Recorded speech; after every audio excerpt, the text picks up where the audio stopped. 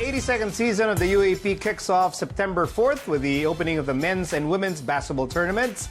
And with the games just days away, fans are excited to know what they can expect from the UAAP this season. Joining us in the studio is incoming UAAP Commissioner Jensen Ilagan and UAAP Executive Director and a hard-working counselor for the beautiful city of Makati, where we are right now, Rebo Saguisag.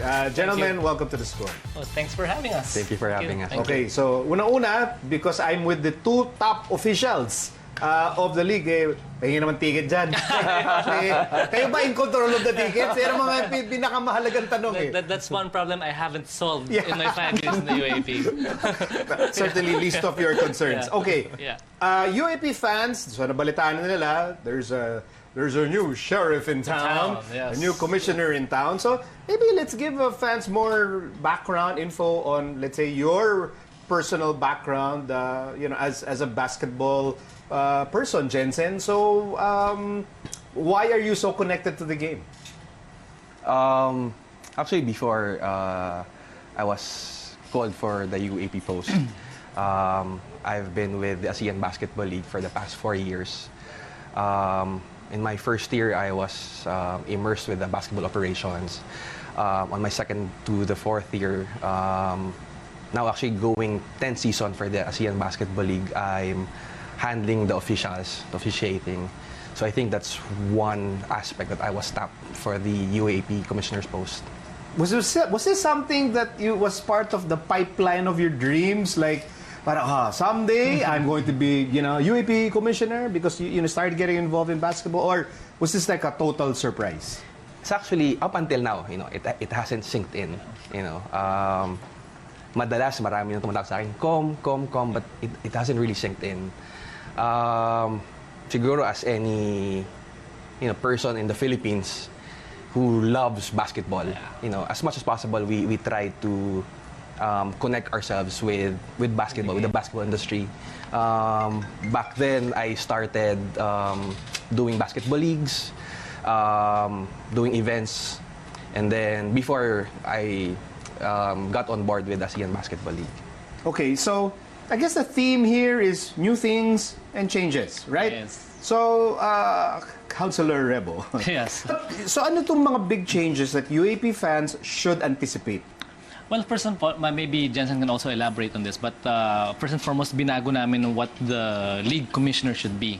No, kasi during my time, yun nga, miski ako nalilito, I don't know whether I should act as a league commissioner, and for people watching to find out that in FIBA, there's actually a match or a game commissioner in charge directly during the game. The league commissioner oversees everything. So dati parang hybrid, no? Parang I'm acting at one point maybe like David Stern, or in the case of the PBA commissioner, na parang oversees the direction of the league, the business side of things.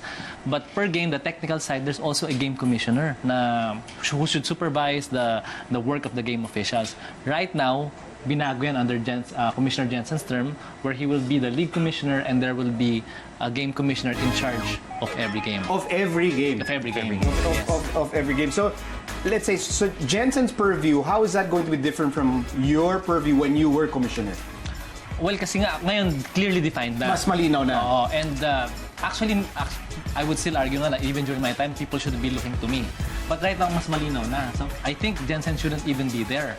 No, may game commissioner who should be in charge, but still, coaches shouldn't be really complaining to him. It's still the referee or the game official, the lead referee, who's in charge of the game. But the game commissioner is just there, available to help and to provide assistance if consulted. Councilor, that's your fault. That's why people look for you. Yeah. Don't dress so well so that people won't notice you in the patron section. Ang dali mo makita eh. Kaya madali kang ma-spot eh. Sorry. Okay, logistics question. Yes. Where are you going to sit? I mean, traditionally, the commissioner is always there, front Across, row, yes. in plain sight of everybody. So, is that going to change? We actually only have passes. We don't have tickets. So Talaga nilinaw niya yun. Talaga nilinaw ni Commissioner Jay, wala sa ticket. So No, but that's important. probably Yes, in any available state. But again, people should know that every game should focus on the players. Yes. Not on the officials, not on the commissioner. So people shouldn't expect that they will see you there front row. Or at least not all the time. Yes, not all the time. How about for you? For me, mas lalo na. I Mas should be lalo there. na. But sabi mo, magpalit ako ng pagbibihis ko eh. But I love the game. You know, I love the game and I like being there. Iba yung vibe just being in the games. Just like Jensen, just like you, I guess.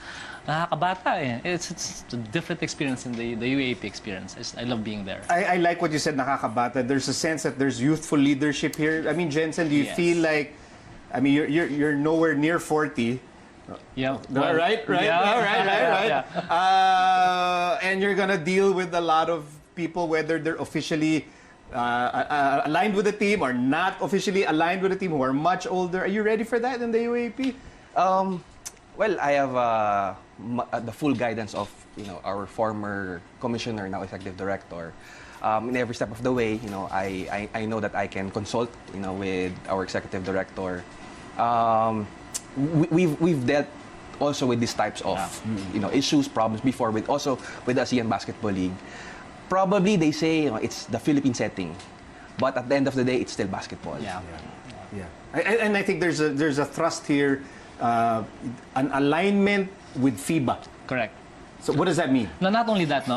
Alignment with actually all sports, we align as much as possible with international federation global rules. standards. Yes, with kasi doon naman tayo papunta eh. Yeah. The problem with the UAP before, we noticed the BMD at least, no. Parang ang dami naming house rules per sport, and that's why it complicates things eh. So as much as possible, we align everything, we limit the house rules, and as much as possible, align everything to the international federation rules. In this case, it would be FIBA.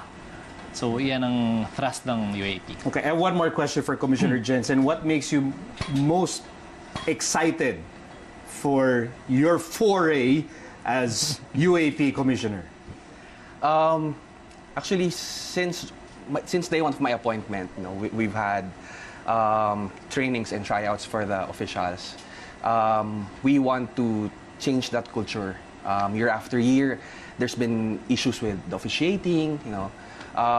We've actually introduced several programs for the officials, and we want that fully, known to everyone. Each game, the officials will review their games, just so we also have a standard, all throughout the game, consistency in the calls, consistency on the games. I think, with this type of program, we hope to solve, the issues that we encounter every year.